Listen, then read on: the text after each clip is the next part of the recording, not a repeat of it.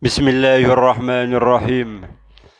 Assalamualaikum warahmatullahi wabarakatuh.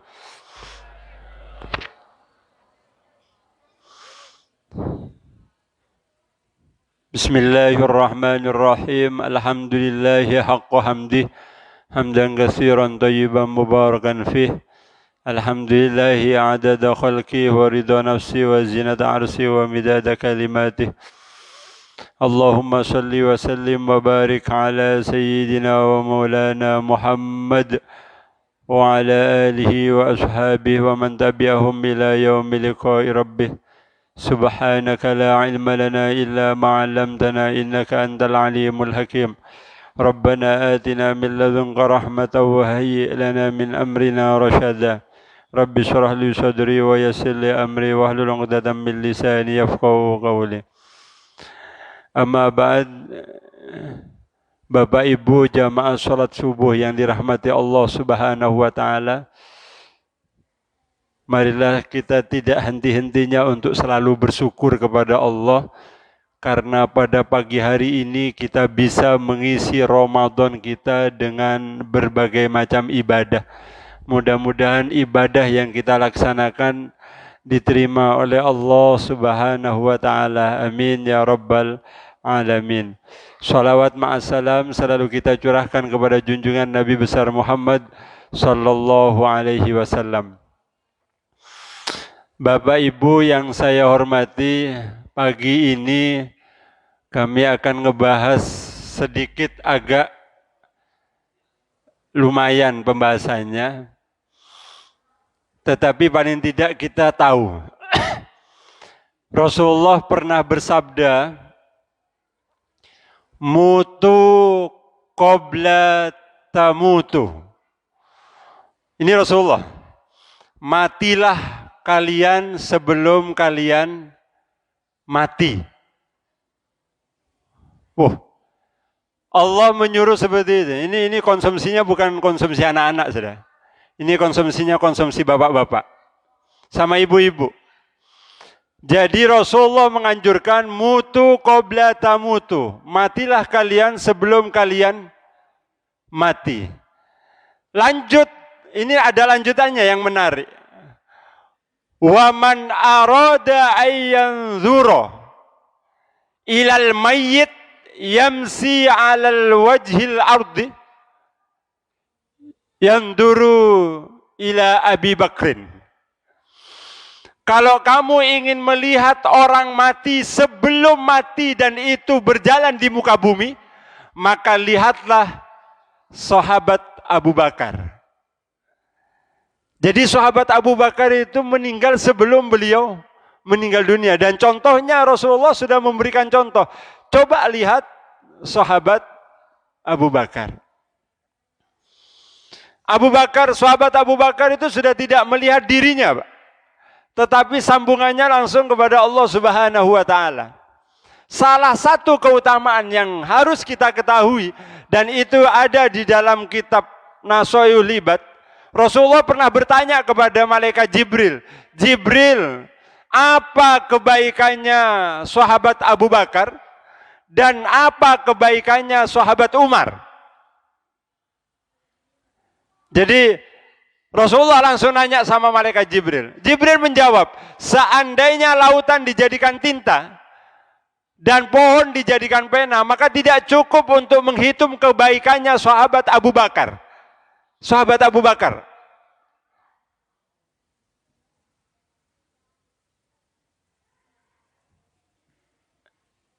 Selanjutnya, Rasulullah bertanya kepada malaikat Jibril, kalau Umar bagaimana kebaikannya? Umar itu kebaikannya salah satu di antara kebaikannya Abu Bakar. Jadi Umar itu kebaikannya masih di antara salah satu kebaikannya. Saya kebalik. Kebaikannya Umar itu di antara salah satu kebaikannya sahabat Abu Bakar. Jadi sahabat Abu Bakar itu memang sudah banyak kebaikannya. Beliau mampu mati sebelum mati. Apalagi kebaikannya Abu Bakar. Sahabat Umar sendiri yang mengatakan, "Lau wuzina imana Abu Bakrin bi imani ahlul ardi." Seandainya imannya sahabat Abu Bakar ditimbang dengan imannya penduduk bumi, maka masih menang sahabat Abu Bakar. Ini iman, Pak. Kualitas iman kita itu jauh dengan sahabat Abu Bakar. Apalagi kebaikannya sahabat Abu Bakar.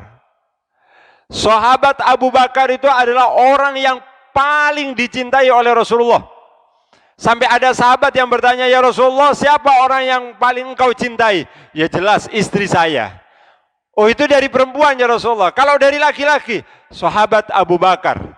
Itu yang paling aku cintai." Dan sahabat Abu Bakar itu adalah orang yang sudah dijamin masuk surga. Kenapa sahabat Abu Bakar? Ini terus dikaji di dalam kitab. Kenapa sahabat Abu Bakar mampu mutu qabla tamut, mati sebelum mati? Di dalam sebuah kitab disebut bahwa kalau bisa mati itu kan macamnya banyak. Mati sebelum mati itu macamnya banyak. Monggo jenengan nanti mati sebelum mati piye?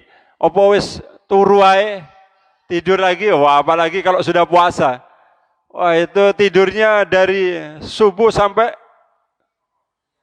maghrib.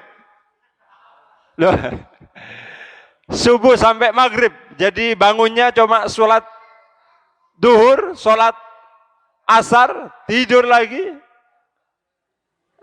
Bangun sudah buka. Ini mantap ini, ibadahnya mantap. Loh, ini mantap Pak, mantap. Loh, ibadahnya mantap ini daripada melihat maksiat. Oh, ini daripada lihat maksiat Ustaz, saya mau tidur aja. Dari subuh, duhur bangun, sholat sebentar, tidur lagi. Asar bangun, sholat sebentar, tidur lagi. Bangun, buka. Wah, arek cilik kuat kayak gitu, Pak. Posone arek TK kuat kayak gitu. Gitu. Nah, di dalam kitab itu disebut mautul abyad wa mautul aswad wa mautul ahmar wa mautul akhdar. Jadi mati mati putih abyad, mati hitam, mati merah, dan mati hijau. Ini artinya supaya kita mudah aja, Pak. Gimana caranya mati? Ini caranya mati, Pak. Satu, mati mautul abyad itu adalah saum. Saum itu ternyata adalah mematikan seseorang sebelum mati. Wah, ini luar biasa ini. Mati, Pak. Makanya kita diajarkan bagaimana ajaran di dalam puasa itu kita bisa merasakan apa yang dirasakan oleh siapapun ketika ketika ada penderitaan. Ini puasa, Pak. Puasa itu ternyata di masing-masing kita beda-beda. Di Ihya Ulumuddin itu puasa ada 3.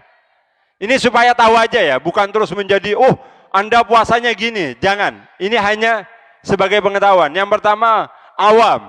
Yang kedua, khos. Yang ketiga, khususil khusus. Jadi awam, khusus, dan khususil khusus. Itu Imamul Ghazali. Kalau Syekh Abdul Qadir Jailani dalam kitab Asrar, ya, Sirrul Asrar, wa Madharul Anwar, itu ada 2, Pak. Puasa syariat dan puasa torikot. Wow. Tapi jangan terjebak pada istilah. Terjebak pada istilah. Apa puasa syariat? Apa puasa awam? Puasanya orang syariat itu adalah sesuai dengan panduan fikih. Yaitu tidak makan mulai dari terbitnya fajar sampai terbenamnya matahari. Tidak makan. Ini puasanya sesuai dengan koridor fikih. Tapi mata tidak puasa, tangan tidak puasa, hati tidak puasa. Karena puasanya orang kebanyakan. Rasulullah menyampaikan, rubbas soim atau kam min soimin laisa lahu min siyami ilal ju' wal atas. Banyak orang yang berpuasa cuma pada tataran lapar dan haus, enggak dapat apa-apa. Iya, karena dia tidak makan, tetapi dia tidak mampu menjaga anggota tubuhnya. Ini Pak, yang kedua ini, tingkatan puasanya orang khusus atau torikot. Ini beda kitab ya Pak, beda kitab. Puasanya orang torikot atau khusus itu adalah menjaga mata, menjaga mulut, menjaga telinga, menjaga tangan, menjaga kaki, menjaga hati. Gitu ya. Dan ini tidak semua orang bisa.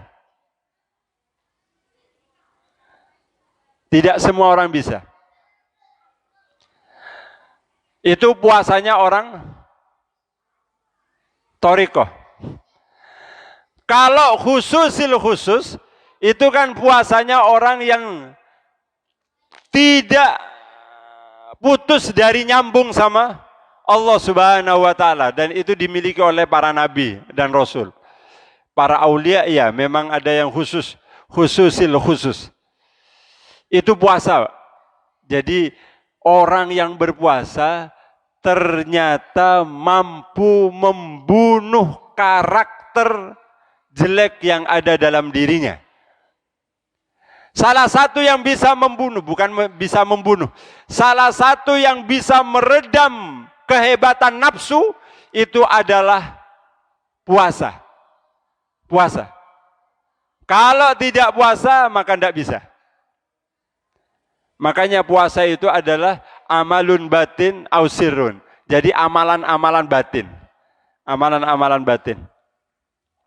Orang yang berpuasa akan punya kecerdasan langsung 3, Pak. Kecerdasan intelektual, kecerdasan emosional, dan kecerdasan spiritual. Dan yang paling tinggi yang dimiliki oleh orang yang berpuasa adalah kecerdasan spiritual. Spiritual. Orang itu semakin dekat dengan Allah ketika dia itu berpuasa. Berpuasa.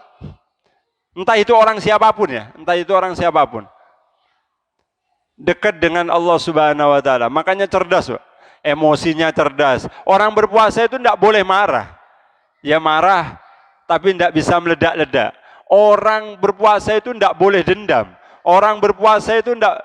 Jadi di manage emosinya, Pak. Di manage emosinya.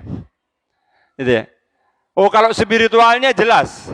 Orang yang berpuasa itu spiritualnya akan diasah terus. Diasah. Makanya kalau ingin punya kecerdasan spiritual, maka berpuasalah. Loh, kalau punya kecerdasan intelektual, ya berpuasa. Karena Habibie itu cerdas orangnya. Beliau itu puasa Senin Kemis. Salah satunya amalannya. Makanya kecerdasan intelektual. Kecerdasan intelektual. Yang kedua, mati berwarna hitam. Atau mautul aswad. Apa itu? Yaitu sabar. Sabar. Jadi puasa dan sabar itu adalah mati sebelum mati. Orang sabar itu luar biasa. Tapi jenengan ndak begini ini terus sabar. Oh iya dah kalau begitu saya sabar. Sabar. Bukan, Pak. Tetapi ketika kita sudah dihadapi pada permasalahan yang bisa kita marah, dan itu kita berpotensi untuk marah, tetapi kita tahan, itulah kesabaran. Sabar. Jadi orang sabar itu adalah orang yang mati sebelum mati. Taruhlah contoh sabarnya Rasulullah, sabarnya nabi-nabi terdahulu. Ketika beliau luka badannya, penuh dengan korengan, ya kayak orang mati memang, Pak. Sabar, gitu ya, sabar. Pun itu kesabaran. Jadi jenengan kalau tidak bisa pakai puasa, pakailah sabar. mau dicaci sama orang, mau dipuji sama orang, ya slow aja Pak, slow. Yang ketiga, mautul ahmar, yaitu orang yang selalu memerangi nafsunya. Jadi orang yang memerangi nafsunya itu mati sebelum mati Pak. Jenengan tahu enggak kehebatan nafsu itu? Nafsu itu bisa sampai tidak mengaku Allah sebagai Tuhan. Nafsu itu. Jadi nafsu itu ketika diciptakan kan ditanya, kamu siapa? Saya siapa? Jawabannya nafsu, Anda, saya. Itu jawabannya nafsu. Padahal yang nanya adalah Allah Subhanahu wa taala. Jadi kalau kita memerangi hawa nafsu, wah nafsunya diperangi, itu luar biasa. Caranya juga memerangi nafsu yang terbaik itu adalah berpuasa. Dan yang terakhir, mati ahdor, hijau, yaitu qanaah dan ridho, Pak. Qanaah dan ridho. Ini tipikal orang mati semua ini, Pak. Coba lihat, qanaah dan ridho. Ya sudah, orang mati itu ya mau menang, Pak. Diadusi, gak diadusi, menang. Ayo, orang mati itu mau dimandiin, enggak dimandiin, diem dia Pak. Coba kalau anak-anak enggak dimandiin, wah berontak dia Pak. Ya, kalau masih hidup berontak dia. Mau dikasih makan atau tidak dikasih makan, orang mati itu bisa protes enggak? Enggak bisa. Qanaah dan ridho itu adalah tipikal orang mati Pak. Berarti dia mati sebelum mati, itu adalah qanaah dan ridho. Ketetapan apapun yang dilakukan, yang diberikan oleh Allah Subhanahu wa taala, tetap qanaah dan tetap ridho. Ridho. Wah, ini pagi-pagi sudah membahas mati, Pak. Mati sebelum mati. Jadi mati sebelum mati itu ada 4 itu. 1, puasa. 2, sabar. 3, melawan hawa nafsu. Dan keempat adalah qanaah dan ridho. Oke. Demikian yang bisa kami sampaikan. Kita tanya jawab aja. Oke. Kami persilahkan. Bapak-bapak yang mau bertanya.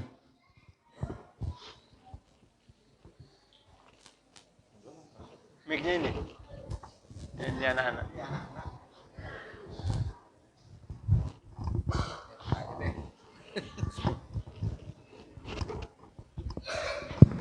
Ayo sharing. Cek. Assalamualaikum warahmatullahi wabarakatuh. Assalamualaikum warahmatullahi wabarakatuh. Pak Ustadz yang saya hormati, tadi banyak sekali disampaikan terkait dengan kisah-kisah dan filosofi tentang kematian. Saya pernah mendengar bahwa rahmatnya Allah itu ada 100. 1 turun ke bumi. Bila dituliskan dengan tinta dari pohon dan seluas lautan, tidak akan habis rahmatnya. Nah, saya kok sama dengan yang tadi disampaikan Pak Ustadz dengan kebaikannya Abu Bakar. Berarti 1 rahmat Allah itu ada di Abu Bakar. Apakah begitu pemaknaannya? Itu yang pertama. Yang kedua, tentang kematian. Sebelum mati itu filosofinya seperti itu ya. Itu dianalogikan sama juga orang-orang yang berpuasa secara jiwa raganya memang hanya kepada sang kuasa. Nah, ini saya pengen bertanya juga tentang puasa. Kan puasa ada beberapa, kalau di Islam ada puasa sunnah ya. Sunnah dan wajib. Sunnah itu bermacam-macam, ada puasa Senin Kamis, kemudian puasa Daud, dan puasa lainnya saya nggak tahu yang tiap hari itu, ada juga puasa. Nah, ini ada orang-orang tertentu yang berpuasa untuk mendapatkan kesaktian, misalnya puasa ngebleng, pertapa, dan sebagainya ya. Nah itu juga mati sebelum mati sebenarnya. Apakah itu persepsinya sama dengan yang dimaksud tadi yang terakhir itu khusus bil khusus, puasa khusus di antara yang khusus itu. Apa itu yang dimaksud? Di atas sirat torikoh lah. Itu yang kedua. Yang ketiga, nah saya ini isunya muat lagi walaupun ini udah lama ini isunya nih. Ini di luar dari tema ya. Tentang surat Al-Maidah 51. Itu katanya dulu itu artinya adalah jangan kamu memilih pemimpin di luar Yahudi Nasrani. Pokoknya jangan di luar pemimpin Yahudi dan Nasrani. Tapi sekarang saya membaca ya di Al-Qur'an artinya teman setia. Jangan memilih teman setia Nasrani dan Yahudi gitu. Ini untuk klarifikasi aja Pak Ustadz. Sebenarnya itu arti-artian di Al-Qur'an itu seperti itu ya. Yang sekarang ini yang saya amati. Apakah betul dulunya itu memang maknanya jangan kamu memilih pemimpin Yahudi dan Nasrani dan sebagainya, atau teman setia gitu. Makasih. Wassalamualaikum warahmatullahi wabarakatuh. Waalaikumsalam.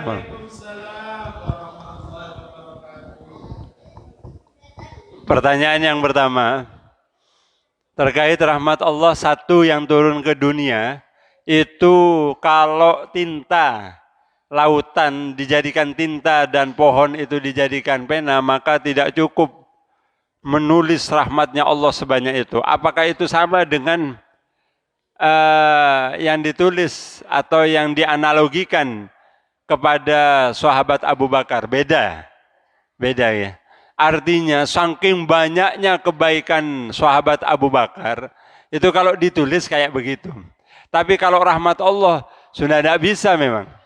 Semuanya mau dijadikan pena, umpamanya termasuk manusianya dijadikan pena, itu memang sudah tidak bisa menulis rahmat Allah sebanyak itu.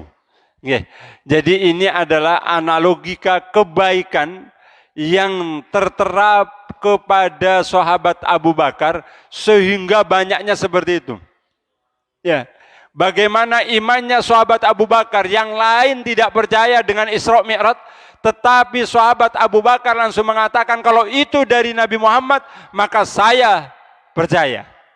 Wah, itu analogi pola pikir orang-orang Quraisy itu nggak percaya betul dengan Isra Mi'raj, Pak. Nggak percaya. Masa dari Mekah sampai ke Palestina cuma hanya 1 malam, kurang dari 1 malam, apalagi naik lagi ke Sidratul Muntaha. Nabi Muhammad bohong, karena pada waktu itu Nabi Muhammad meninggal oleh Abu Thalib dan Siti Khadijah. Itu seolah-olah menganalogikan orang-orang Quraisy itu bahwa Nabi Muhammad sedang stres, ya, stres. Jadi itu kebaikan-kebaikan. Jadi ya begini ya, kalau umpamanya ditanya, si A itu kebaikannya kayak uwakeh. Jadi uwakeh itu ya apa ya? Kalau bahasa anunya, ya bahasa enggak, dalam pelajaran bahasa Indonesia itu, iya artinya memandang seseorang itu saking banyaknya, ya kayak begini, engkau wajahnya seperti matahari, enek matahari, apa rembulan, itu saking ngalemnya Pak, saking ngalemnya, gitu ya. Jadi beda konteks, beda konteks. Yang kedua terkait dengan apa tadi? Ya, puasa yang membuat sakti orang bisa tidak mempan pisau, tidak mempan tembak dan lain sebagainya. Itu apakah termasuk sama dengan puasanya khusus atau khusus? Oh bukan. Begini Pak, jadi Nabi itu pernah bersabda, salah satun, ada 3 yang la turaddu da'watum. Jadi tidak ditolak doanya. Salah satunya adalah orang yang berpuasa. Orang berpuasa biasa aja, ndak usah berpuasa khusus, ndak usah. Puasa biasa saja, itu doanya tidak tertolak. Makanya orang dulu, itu ketika ingin punya kesaktian, bisa tidak tembus bedil, tembak. Ya, kalau sekarang udah ndak mikirin puasa, wah ndak tembus ada. Ya, sudah zamannya berbeda. Itu ya pakai doa itu.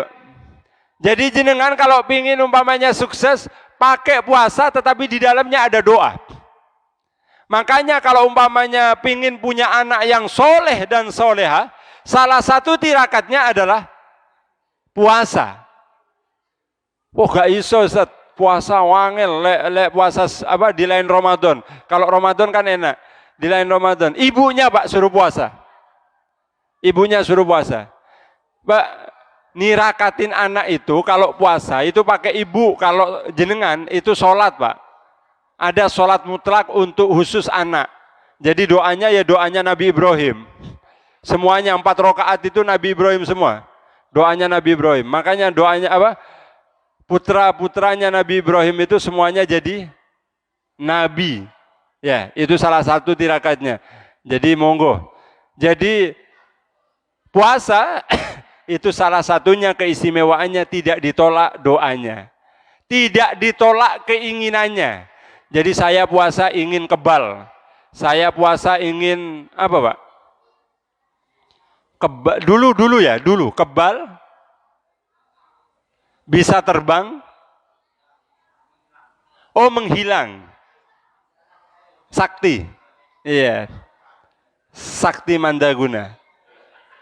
Ya, Sakti Mandraguna. Lo Gatot Koco itu punya apa? Otot kawat, tulang besi itu. Ya gitu, Pak. Poso. Iya, wali-wali juga. Jadi poso, jadi roso, Pak. Oh, ini Mbak Marijan. Poso jadi roso. Roso. Ya. Terus loh, termasuk apa Sunan Bonang yang nunjuk pohon apa itu? Ya, jadi emas. Itu salah satunya adalah pas ketika itu beliau puasa. Jadi ketika itu loh emas langsung jadi emas. Jadi kan pingin punya begitu. Oh, emas, poso Pak, poso. Iya, poso. Iya.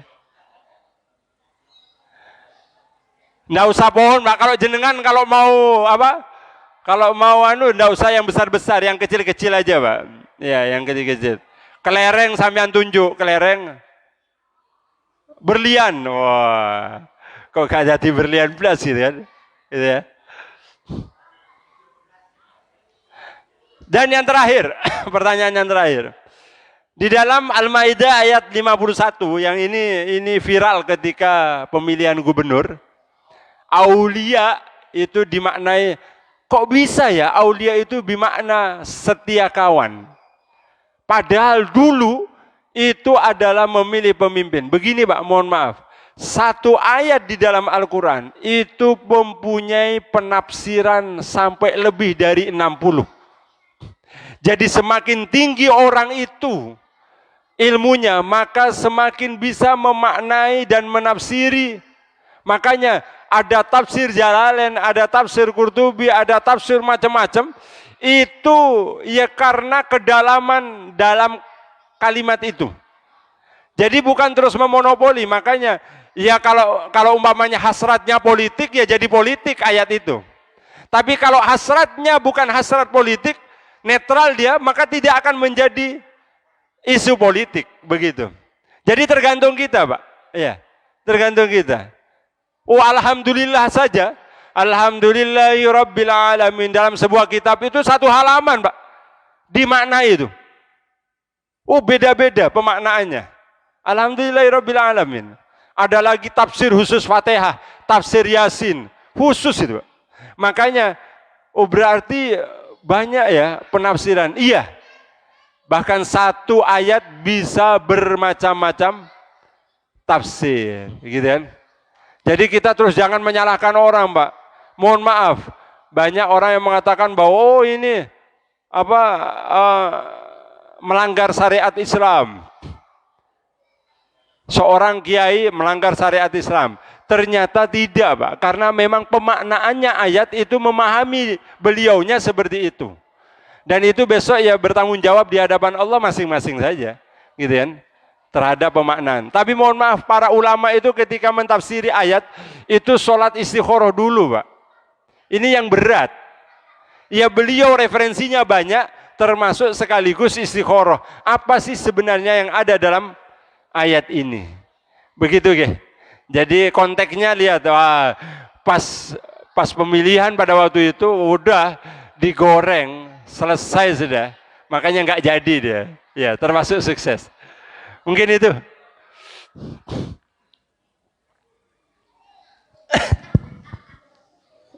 Terima kasih. Barangkali masih ada untuk mengajukan pertanyaan. Iya, silakan, Wajib.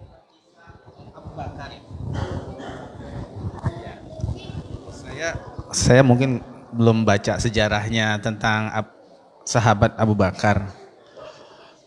Pertemuan dengan beliau, Rasulullah. Kalau Umar kan kisahnya jelas, dia mantan preman dan sebagainya, musuh, sehingga dia masuk Islam. Tetapi Abu Bakar ini yang, nggak tahu ya, bapak-bapak yang lain sudah tahu nggak kisahnya, sehingga dia kok begitu, kalau diurutkan itu nomor 1 lah, sahabat Rasul yang paling percaya. Nah, latar belakangnya ketemu beliau itu yang saya belum tahu. Siapakah Abu Bakar itu sesungguhnya? Kapan dia bertemu dengan Rasulullah sehingga begitu yakin? Sehingga sampai Abu Bakar itu sebagai mertuanya, ya, sampai beliau Abu Bakar itu menjodohkan anaknya ke Rasulullah. Itu saja Pak Ustaz, terima kasih. Sahabat Abu Bakar itu ada riwayat mengatakan kaceknya umurnya dengan Rasulullah itu 3 tahun, Pak. Ya, 3 tahun. Jadi ya unda-undu ya, kayak ya teman akrab. Ternyata semua para sahabat yang paling mudah ketika diajak berislam itu adalah sahabat Abu Bakar. Sahabat Abu Bakar adalah orang kaya, Pak. Dan dia tidak neko-neko. Lurus dia, Pak. Dia kaya, dia lurus, dia sabar, dia bijak orangnya. Makanya ketika ada orang yang Nuaiman, sahabat Nuaiman itu sahabat Nabi yang nakal, Pak. Ya, jadi sahabat Nabi itu tidak semuanya baik, ada yang nakal. Lo nakal itu udah pokoknya diajak sahabat Abu Bakar ini yang paling nyeleneh. Tapi sahabat Abu Bakar sabar. Jadi sabar. Yang bisa menundukkan Umar bin Khattab ketika Rasulullah meninggal dunia itu adalah sahabat Abu Bakar. Kenapa sahabat Abu Bakar? Jadi sebelum Islam, sahabat Abu Bakar itu memang ya orang baik lah. Beliau berniaga, beliau kaya, sampai kekayaannya diberikan semuanya kepada. Tetapi untuk silsilah keturunannya saya belum memahami pasti, gitu ya. Belum memahami pasti. Kalau Sayyidina Ali kan pemuda cendekiawan, cerdas dan seterusnya. Kalau Utsman bin Affan itu adalah konglomerat.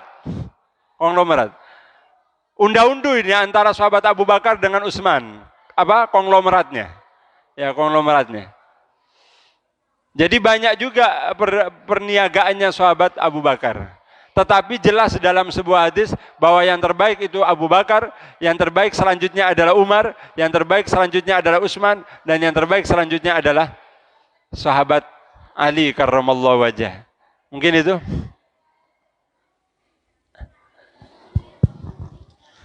Terima kasih. Kiranya untuk tanya jawab kami cukupkan.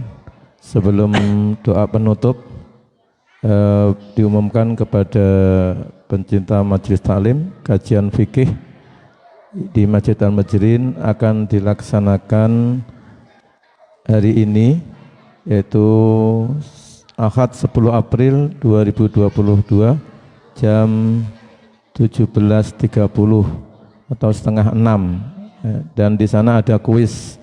Jadi nanti menjelang buka silakan hadir di Masjid Al-Muhajirin ini untuk taklim kajian fikih bersama Ustadz Mahmudi. Di anak-anak perhatikan jamnya dimajukan, yang kemarin jam 5 dimajukan 30 menit, jadi menjadi jam 5.30 menit. Ingat ya, jangan lupa ya. Terima kasih. Baiklah, untuk doa penutup kami persilahkan kepada Ustadz Yusuf untuk memimpinnya. Al-Fatihah. A'udzu billahi minasyaitonir rajim. Bismillahirrahmanirrahim. Alhamdulillahi rabbil alamin arrahmanir rahim maliki yaumiddin. Iyyaka na'budu wa iyyaka nasta'in ihdinas siratal mustaqim. Siratal ladzina an'amta 'alaihim ghairil maghdubi 'alaihim waladdallin. Amin. اللهم صل وسلم وبارك على سيدنا محمد وعلى ال سيدنا محمد والحمد لله رب العالمين حمد الناعمين وحمد الشاكرين حمد يوافي نعمه ويكافئ مزيده يا ربنا لك الحمد كما ينبغي جلال وجهك الكريم وعظيم سلطانك. اللهم صل وسلم وبارك على سيدنا ومولانا محمد الفاتح لما أغلق والخاتم لما سبق والناصر الحق بالحق والهادي إلى صراطك المستقيم وعلى آله وصحبه حق قدره ومقداره العظيم. اللهم صل على سيدنا محمد صلاة تجعلنا بها من أهل العلم ظاهرا وباطنا وتحشرنا بعبادك الصالحين في دنيانا وأخرانا وعلى آله وصحبه وسلم. اللهم ربنا ظلمنا أنفسنا وإن لم تغفر لنا وترحمنا لنكونن من الخاسرين. ربنا لا تؤاخذنا إن نسينا أو أخطأنا. ربنا لا تحمل علينا إصرا كما حملته على الذين من قبلنا. ربنا ولا تحملنا ما لا طاقة لنا به واعف عنا واغفر لنا وارحمنا أنت مولانا فانصرنا على القوم الكافرين. اللهم اغفر لأمة سيدنا محمد. اللهم ارحم أمة سيدنا محمد. اللهم استر أمة سيدنا محمد. اللهم اجبر أمة سيدنا محمد. اللهم اصلح أمة سيدنا محمد. اللهم عافي أمة سيدنا محمد. اللهم احفظ أمة سيدنا محمد. اللهم ارحم أمة سيدنا محمد رحمة عامة يا رب العالمين. اللهم اغفر لأمة سيدنا محمد مغفرة عامة يا رب العالمين. اللهم فرج عن أمة سيدنا محمد فرجا عاجلا برحمتك يا أرحم الراحمين. اللهم بحق الفاتحة المعظمة يا دافع البلاء ويا قاضي الحاجات اقض حوائجنا في الدين والدنيا والآخرة وادفع عنا وعن أهل بيوتنا وأولادنا وذرياتنا وتلاميذنا كل غم وهم وشر الظالمين وحاسد وغاصب وسائل برحمتك يا أرحم الراحمين. بارك اللهم لنا في شهر رمضان. بارك اللهم لنا في شهر رمضان. بارك اللهم لنا في شهر رمضان. ربنا لا تزغ قلوبنا بعد إذ هديتنا وهب لنا من لدنك رحمة إنك أنت الوهاب. ربنا افتح بيننا وبين قومنا بالحق وأنت خير الفاتحين. ربنا هب لنا من أزواجنا وذرياتنا قرة أعين واجعلنا للمتقين إماما. ربنا آتنا في الدنيا حسنة وفي الآخرة حسنة وقنا عذاب النار. جزا الله عنا سيدنا محمد صلى الله عليه وسلم هو أهله وصلى الله على سيدنا محمد الفاتح. سبحان ربك رب العزة عما يصفون وسلام على المرسلين والحمد لله رب العالمين.